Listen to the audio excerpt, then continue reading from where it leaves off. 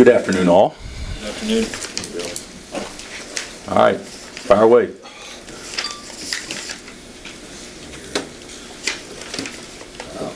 Did you learn anything more about the West Virginia game just by looking at the tape or anything? Yeah, we watched the tape yesterday as a team. We'd watched it before that as a staff, but watched it yesterday as a team, and I think there's a lot of things that were pretty apparent. I think that emotionally we weren't into it as much for whatever reason, and I think that was pretty evident by body language and energy level. I think that they sped us up and sped our minds up, and we didn't attack them very, very well at all. The press in the full court, we turned it over 3 or 4 times, but it wasn't what bothered us. It was after we got into the half court and then made so many careless mistakes. Now, they did do some things in the full court that bothered us in stretches, but we didn't attack their pressure very well to score, and certainly we'll have to do a much better job next time we play them to have a good chance. When you watch something like that, whether it's live or on film, and you see that lack of engagement, does it surprise you with a bunch of veterans? No, it's sports. I mean, Patriots do it. Golden State did it last night.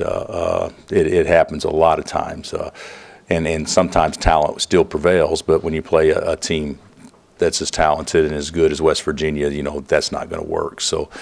Even with all that being said, it's a 6-point game. We're shooting front ends with 8 minutes left, and don't convert. But it was almost like we looked tired. To me, and even the players said, some of the players, not all of them, said afterwards that it just had a little bit different feel than the other games we played of late.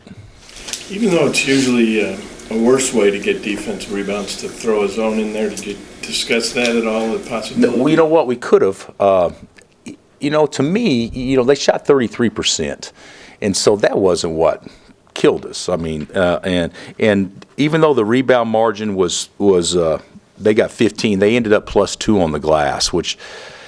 For a team that leads the country in rebounding, is best. It wasn't just horribly bad. What was horribly bad to me was during the teeth of the game is when they got control of it.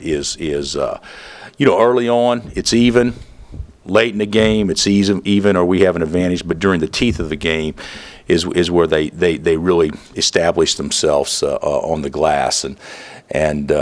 We talked as a staff afterwards. Should we have played, our crappy 2-3 zone for a brief minute? And I almost think if it's a game, I mean, we obviously wanted to win the game. But if it's the last game of the season, then maybe you do that. But I really didn't want to bail our players out by telling them, okay, let's try something different. I wanted them to have to guard their guards and try to keep the ball in front of them, and we couldn't do it. So. Hindsight, yeah, we could have done that and forced them just to be a total perimeter shooting team, and make them make shots as opposed to driving the ball. But when you look at it, and I don't know what the final score was. I think we got 63 and they get 74. Maybe that was it. But when you look at it. During the teeth of the game, until we just, gave them 14 free points late by fouling in the last 3 minutes, that was, it was a 61-49 type game. I mean, it wasn't like our defense; it's just our offense was so inept. I mean, you go on the road and you play a top 10 team, and you hang 49 on them the first 36 minutes of a game or 35 minutes. It doesn't matter what you do defensively, you're not going to win because you didn't score the ball. If you do bail them out and go to zone, does that put a seed in their minds in the future? Well, if we don't stop them, we can just go to zone. You know what? It might if you stop them. But the whole thing is we take our defense has been so much better the last 3 weeks or so, maybe 4 weeks, and I've never been I've never been that way. That it can be like to me a relief pitcher, or pitchers out there, and he walks the bases loaded, and then they pull him out. I mean, I would think a pitching coach, hey, you got us into this, now figure a way to get us out of it. You know, I mean, that's kind of how I feel about things like that. And maybe it's stubbornness, but we haven't worked on. I mean, obviously we need to, but our defense has gotten better, and we haven't spent any time on zone the last 2 or 3 weeks. So I just didn't feel comfortable going to it. I thought our best chance was still to guard them, and our best chance to rebound obviously was playing man. And then I thought that gave us the best chance. So, Are there, up and down speed? You're as good as anybody in the league, I would think. But are there a few teams who are every bit as quick as you, as if maybe not a little bit? I tell you what, I don't think that we're as quick as West Virginia, and I'm not sure that we're as quick as Oklahoma on the perimeter. And when I look at quickness, it's the first 2 steps, obviously, going forward, but it's also those first steps sliding sideways. And to me, that's where we got beat the other night more than anything else. Is that and a lot of it was our off the ball defense. We didn't do what we were supposed to do to support the guy guarding the ball. But I thought our lateral quickness was really exposed. And so we're going to have to get a lot better guarding the ball. People look at us and say, I know fans do look at us and say, so quick, so this, because we can get up and down the floor really, really well. But you take away transition, and then it becomes a half-court game, and quickness is more defined on what you can do sliding laterally as it is to what you can do running up and down the floor. You said somewhere that Perry should have got the ball a lot more. Is that the kind of game he could have really dominated? Well, he got, when you say he should have got the ball a lot more, when we go on our little 9-0 runs, Perry's the main reason offensively why we do that. So I don't understand why we go away from that. Even if it's makeshift, even if it's not very artistic, you just get the ball to him and make him go make a play, which that's what West Virginia is. They just kind of move the ball around a little bit and then just say, okay, play take them. We could have done that with Perry some also. And we did he gets, I don't know what Perry ended up with, 21 or 22, whatever it was, but it wasn't like we didn't throw it to him, but we probably could have done a better job of trying to throw it to him more. So you seem more inclined or comfortable to take over in those situations when he's got that kind of advantage, or looks like that. Is Perry? I think so. I think Perry goes through. I think like most players, he goes through phases where sometimes he's feeling this would be a game that he can do those things, and sometimes maybe not, depending on how they're guarding him. But I felt like the other night it was a game in which he felt like he could be effective offensively. Yeah, I did. You've talked a lot about wanting a guy you can throw it to and get buckets inside. How's Perry graded out just in terms of scoring? I think that I thought early in the season he would not grade out well at all, and I really feel like since Big 12 started, he's graded out very well. I think even against Oklahoma, he got up 28 shots, and although he didn't make an unbelievable percentage for him because he's a 55-60% shooter, he was aggressive enough to get up 28, and our best offense was having him attack the basket. So, and I thought that was the same way the other night. Best offense was doing that. So I think he's graded out very well in the last, since league started, as far as getting the ball in tight and being aggressive to score. In terms of getting more easy buckets next to the hoop, where do you kind of see this team ceiling at this point in the season as far as being able to get more easy shots like that? Well, against West Virginia, it wasn't very good because what West Virginia did is they had us on our heels so much that we didn't even attack the basket in transition, and we certainly, or very well, and we didn't get numbers.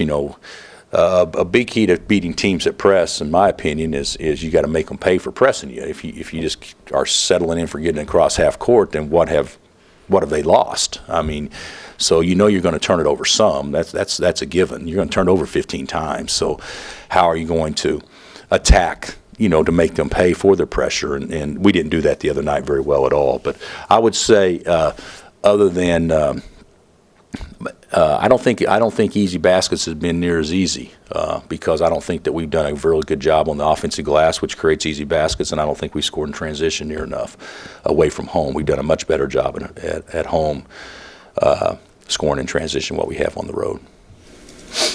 Coach, this ruling from the NCAA, the rule changes for kids looking to test the NBA, that's going to really change how everything works that time of year, isn't it?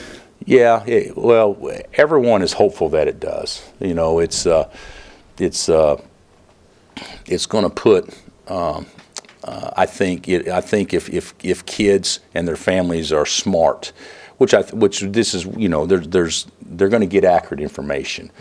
And haven't, you know, understand the details as far as I'm not positive if the number of invites to the combine is 60 or 75, whatever it is. You know, if you're not invited to the combine, then obviously you're not on anyone's radar, regardless of what agents are telling you or what other people are telling you. And then the other thing is, if you are invited, you know, what it allows us to do is have time to train them so they don't feel like they have to leave campus to go get trained. So that's a positive. So a young man would not jeopardize his collegiate eligibility if things don't work out for him. So now the way it has read in the past, you got to make a decision by a certain time, and then if you don't take your name out by a certain time, you're automatically in. But no NBA teams have had a chance to talk to you. It's only the information that we have gathered for them. Now it's a situation that if they're invited to the combine, they're going to get within 1 week exactly where they grade out at the combine. And if NBA teams, if 30 NBA teams are saying, hey, you're at best you're a late second round draft pick and probably not draftable, then that would still give a young man a chance to come back to school. It's not 100% positive though, because it could put the schools in jeopardy of not knowing what your roster will be next year. So, well, we think he'll come back, and then he ends up leaving late. There's nobody left to sign. So, from a school standpoint, you could make a case that it kind of puts you more in jeopardy for next year's roster.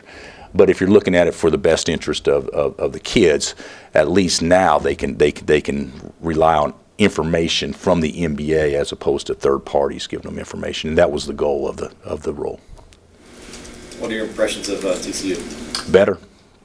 You know, I just watched last year's game in the Big 12 tournament, and, you know, I don't know if you guys remember, but Kelly made like 17 free throws, or I think he was like 17 to 25 from the line, something like that, and we ended up winning a real close game. That game came down to the last minute or two. So, but they're better this year, and they can score the ball. Collins can really score the ball. He's kind of an instant offense guy, and you know, I think that, you know, it'll be a game in which, you know, for whatever reason, you know, we've played well at times against TCU, but not consistently well, and they've done some things to kind of mess with us defensively, and certainly it'll be a good ball game. But, you know, you look around the league, they're all good games right now. I mean, home wins aren't locks. I mean, so we're anticipating a very good game.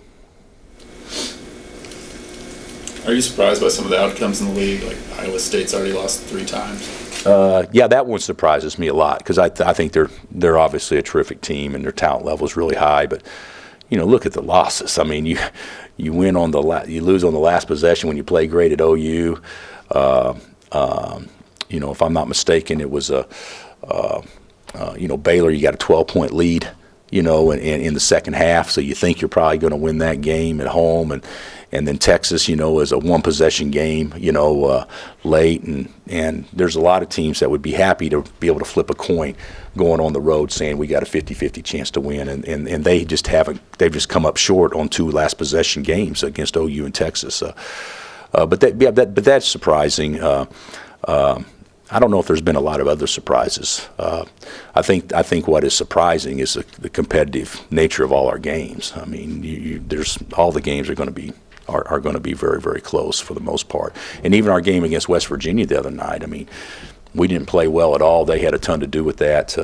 But, you know, still, you know, it's a 6-point game with 8 minutes left on the road against a top 10 team. So it's not like it's you know, we never had a chance, although we never put ourselves in a position to put a lot of game pressure on them.